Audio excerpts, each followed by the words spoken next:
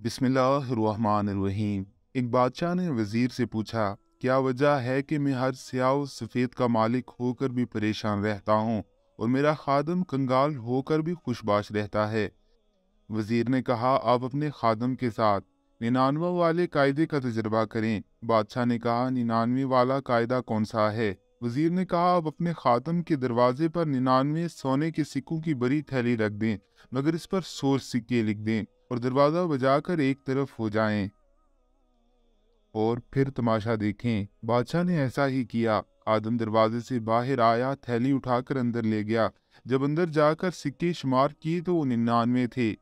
बस फिर क्या था? खादम ने अपने बच्चों को बकाया कि बाहर जाकर देखो, एक सोने का सिक्का और होगा। मगर बच्चों को ना मिलना था ना मिला। उन्होंने वापस आकर बताया कि बाहर एक सिक्का नहीं है। अब उनका बाप खुद बाहर आया और अच्छी तरह दाएं बाएं देखने लगा, मगर उसको सिक्का ना मिला।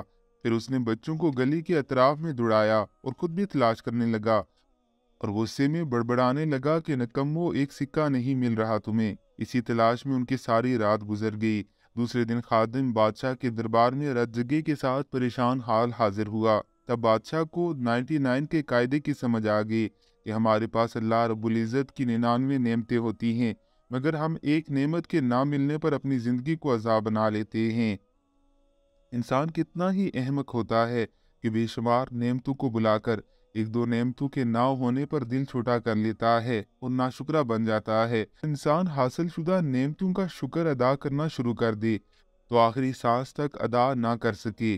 पता नहीं नाशुक्री का वक्त कैसे निकाल लेता है। अल्लाह रब्बुल इज़्ज़त की ज़ात हमें समझने की तौफीक अता फरमाए।